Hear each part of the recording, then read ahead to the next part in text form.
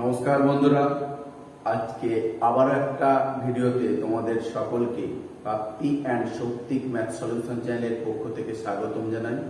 আশা করি তোমরা সবাই ভালো আছো। তো আজকে আমি দশম শ্রেণীর অংশীদারি কারবার অধ্যায়টা করাচ্ছি। তো তোমরা দেখো, আশা করি বুঝতে পারো।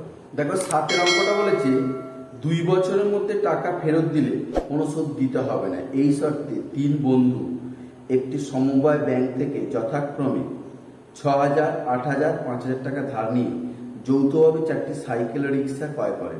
2 বছর পর হিসেব করে দেখা যায় সমস্ত খরচ খরচা বাদ দিয়ে মোট 30,400 টাকা আয় হয়েছে।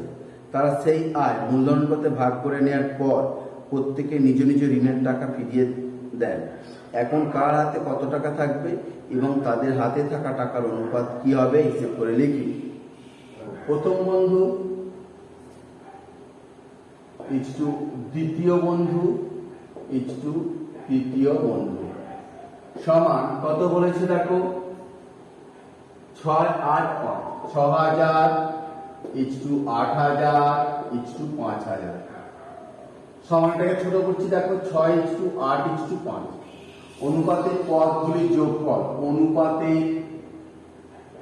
পদগুলি যোগফল কত? 6 যুক্ত 8 যুক্ত 5 19। দেখো মোট লাভ করেছে কত? মোট লাভ কত হয়েছে? 30,400। এবারে দেখো প্রথম বন্ধু লভ্যাংশ, প্রথম বন্ধু লভ্যাংশ। দেখো 30,400 লাভ হয়েছিল, সেটা গুণিতক 6 এ 19। 19 দিয়ে কাটাকাটি করলে 19 একে 19, 11, 114, 6 19 114, 2 শূন্য, 1,600 টাকা সমান 696, 9,600 টাকা। দ্বিতীয় বন্ধুর লভ্যাংশটা তাহলে কত হবে? 30,400 গুণ 8 এর 19, এটাও কাটাকাটি করলে 1,600, তাহলে 816। আর তৃতীয় বন্ধুর লভ্যাংশ তাহলে কত হলো? 30,400 গুণ 5 এর 19, 1,600, 580। এগুলো লভ্যাংশ পেল। এবারে দেখো এই 9,600 টাকা লাভ হয়েছে, ধার নিয়েছিল কত? 6,000 টাকা। দেখো ব্যাংকে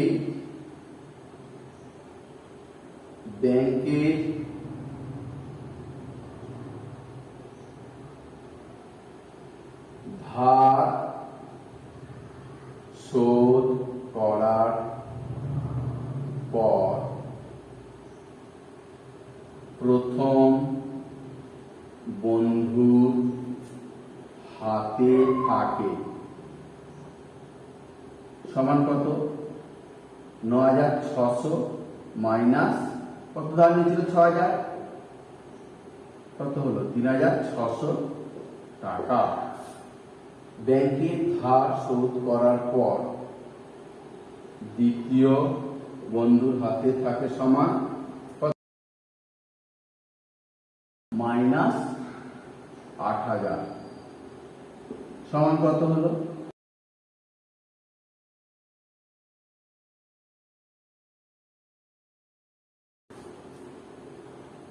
আর ব্যাংকে ধার শোধ করার পর তৃতীয় বন্ধুর হাতে থাকে সমান 8,000 বিয়োগ 5,000 সমান 3,000 টাকা। এবারে ধার শোধ করার পর তাদের হাতে রয়েছে এগুলো, সেই টাকার অনুপাতটা কত? তাহলে ব্যাংকে ধার শোধ করার পর তাদের হাতে থাকা টাকার অনুপাত, অতএব ব্যাংকের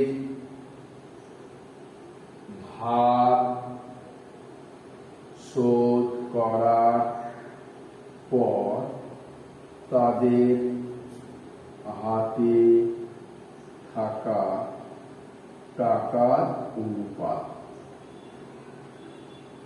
কত দেখো 3600, 6 দিয়ে বললে 6 6 36, 6 48, 5 6 30।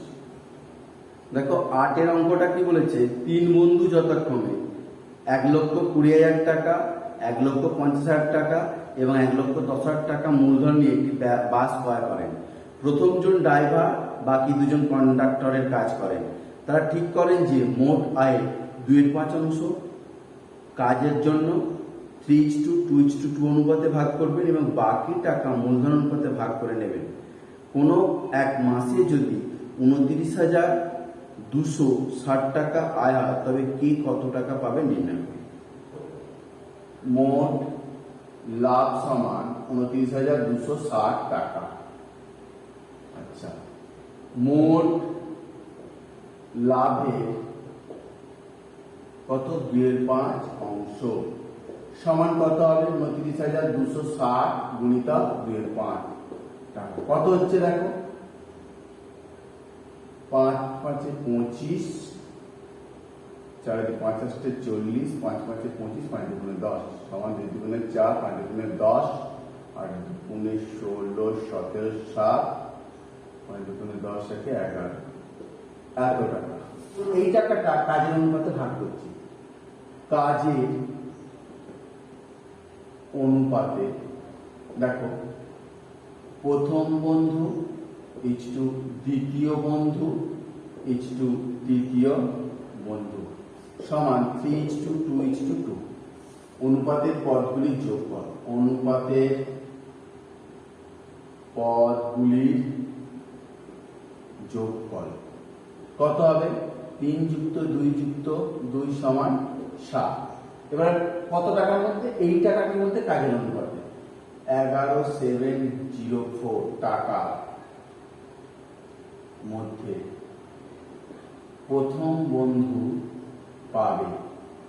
প্রথম বন্ধু কি ছিল, ড্রাইভার ছিল। তাহলে কত 11,704 গুণিতক 3/7 সমান কত হবে দেখো 7 1 7, 4 11, 4 7 7, 6 7 42, 5 0 7 7 5 7 2 14। এবার এটা গুণ করলে কত হচ্ছে দেখো 3 2 6, 3 7 21 এর 1 2 3 4 18 19 20 0 18 হইল 2 3 3 দিয়ে 5 5,016 টাকা।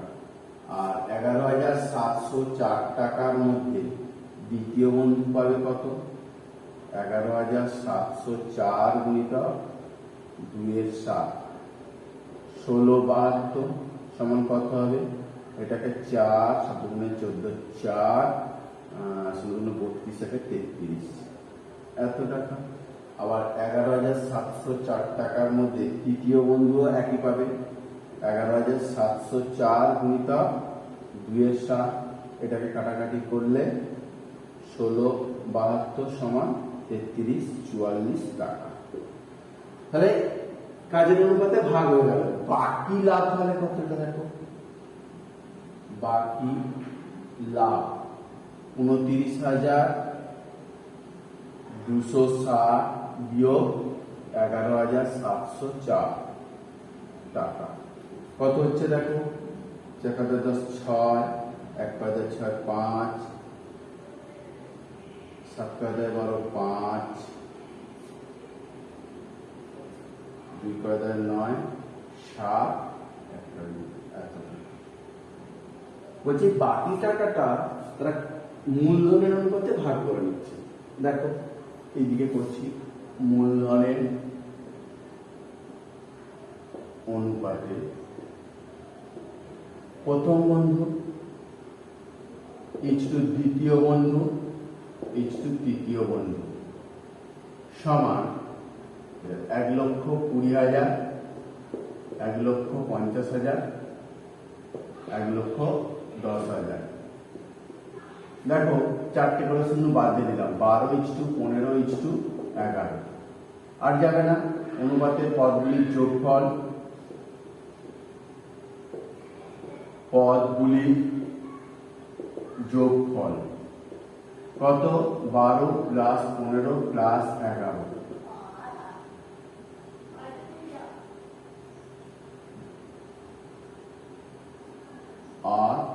38। তাহলে 17,556 টাকার মধ্যে প্রথম বন্ধু পাবে কত? 17,556 গুণিতক 12/38। এবার 38 দিয়ে এটাকে কাটাকাটি করবো। এইটা কাটলাম, 38 দিয়ে এটা হবে সমান। দেখো 12 দুগুণে 24, 4 সমান 72, 73, 74 আর 48, 55। আচ্ছা, দ্বিতীয় বন্ধু পাবে কত? পাবে দেখো 17,556 গুণিতক 15/38। এটা কাটলে কত হচ্ছে? 462। 15 দুগুণে 30, 15 4 6 15 90, 15 30 0 3, 6 15 90, 93 3 হাত 9, 15 4 60, 69। আর তৃতীয় বন্ধু পাবে 17,556 গুণ 11/38। এটা দিয়ে কাটলে কত হচ্ছে? 462। তাহলে 11 দুগুণে 22, 2 6 66, 67, 68, 11 4 44, 6 50। এত টাকা প্রথম বন্ধু মোট পাবে। কত পাবে? আগে কত পেয়েছিল দেখো? 5,016। 5,016 যুক্ত এখানে কত পেল? এখানে 5,544 টাকা সমান 6 4 10 0, 4 1 5 1 6, 5 10। এত টাকা দ্বিতীয় বন্ধু মোট পাবে সমান আগে কত? 33 44 প্লাস এখানে কত পেল? 6 9 3 0 টাকা। কত হলো? 4 4 3 7, 9 3 12, 2 1 7 9 10। এত টাকা। আর তৃতীয় বন্ধু মোট পাবে সমান দেখো 33 44 টাকা প্লাস এখানে কত? 5082 টাকা। কত হচ্ছে? 4 দিয়ে 6 8 4 12 2 হাতে 1 4 5 3 8। দেখো 9টা বলেছে বছরের প্রথমে প্রদীপ বাবু ও আমিনা বেবি যথাক্রমে 24,000 টাকা ও 30,000 টাকা নিয়ে ব্যবসা শুরু করেন। 5 মাস পর প্রদীপ বাবু আরো 4,000 টাকা মূলধন দেন। বছরের শেষে 27,716 টাকা লাভ হলে কে কত টাকা লভ্যাংশ পাবেন হিসেব করে লিখুন। প্রথমে বলেছে প্রদীপ বাবু আরো 4,000 টাকা মূলধন দিয়েছে কত মাস পরে? 5 মাস পরে। তাহলে দেখো প্রদীপ বাবু 1 মাস হিসাবে মূলধন কত বলতো? প্রথমে দিয়েছিল 24,000 টাকা।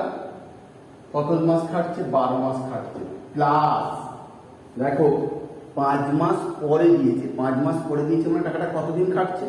5 মাস পরে দিয়েছে মানে 7 মাস খাটছে। বছরের শেষ হতে গেলে আরো 7 মাস লাগবে। তাহলে সেই 7 মাস কিন্তু 4,000 টাকা করে খাটছে। তার মানে 7 গুণিতক 4,000 সমান দেখো 12 4 48, 12 24 28 যুক্ত 4 7 28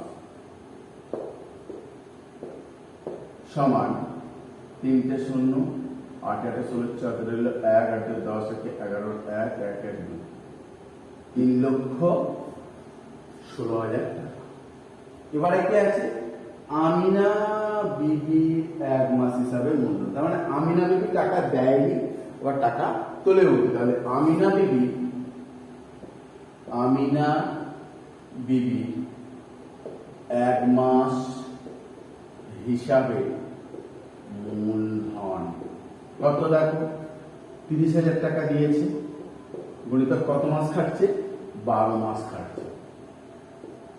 তাহলে 3 × 36,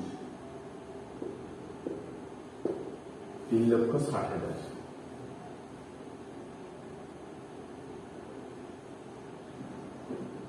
এবারে দেখো অনুপাত করব। প্রদীপ বাবু H2 আমিনা বিবি সমান 3,16,000 H2 3,60,000 সমান দেখো 3,16,000 H2 360। আবার দেখো 4 দিয়ে কাটলে 4 × 7 = 28, 4 × 9 = 36, 4 × 9 = 36। এবারে অনুপাতের পদগুলি যোগ করো।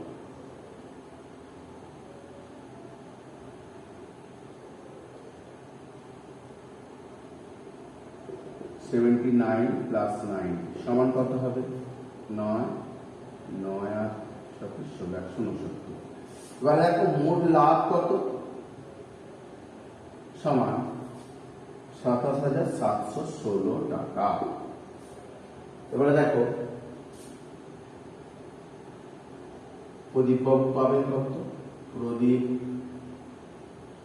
বাবুর লভ্যাংশ কত বলো তো?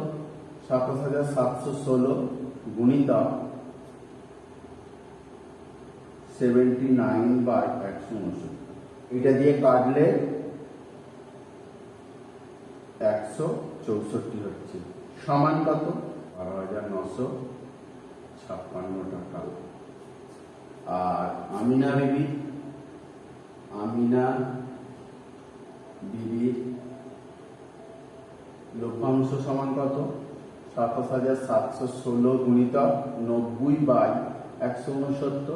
এটা দিয়ে কাটলে হবে 164। 9 দিয়ে গুণ করলে 4 × 9 = 36, 6 9 6 6 9 54 55 56 57 7 5 9 × 9 14,760।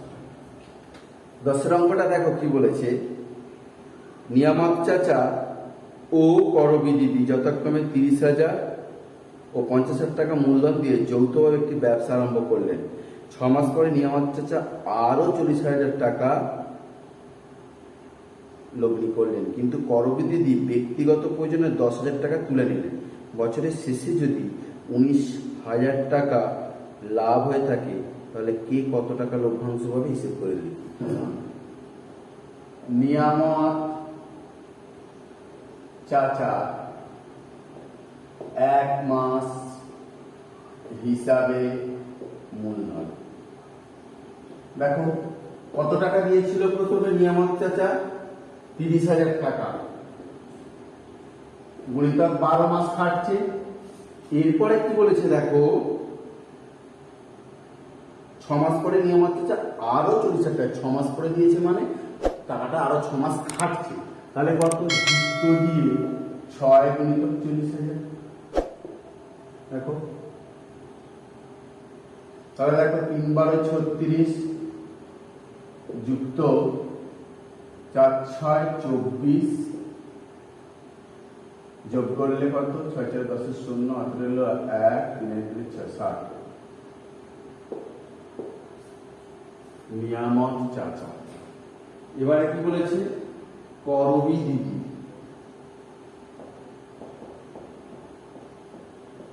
1 মাস হিসাবে মূলধন সমান কত? করবী দিদি কত দিয়েছিল? 50,000 টাকা দিয়েছিল। দেখো সেটা 12 মাস খাটছে, কিন্তু ব্যক্তিগত প্রয়োজনে 6 মাস কিন্তু করবী দিদি ব্যক্তিগত প্রয়োজনে 10,000 টাকা তুলে নিল। কতদিন? 6 মাস পরে। 6 মাস পরে এই 40,000 টাকা দিচ্ছে, কিন্তু এই 10,000 টাকা তুলে নিচ্ছে। তাহলে কি হবে? 6 মাস টাকাটা খাটছে না। কত খাটছে না? 10,000 টাকা কিন্তু 6 মাস খাটছে না। সেই জন্য এখান থেকে এটা বিয়োগ করতে হয়। 5 × 12 = 60 মাইনাস 6 × 10 এই 6 এর গায়ে 4টে শূন্য 60,000। 6 লাখ থেকে 60,000 বাদ দিলে 5,40,000 টাকা। নিয়ামক চাচা H2 করবী সমান 60,000, এই 60,000 না 6,00,000 5,40,000 সমান দেখো 60:54, 10:9। এবারে দেখো অনুপাতের পদগুলির যোগফল।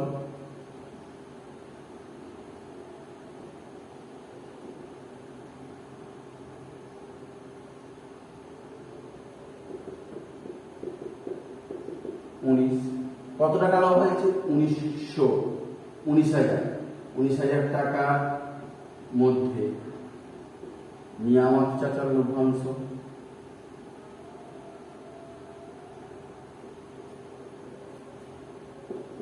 লভ্যাংশ কত?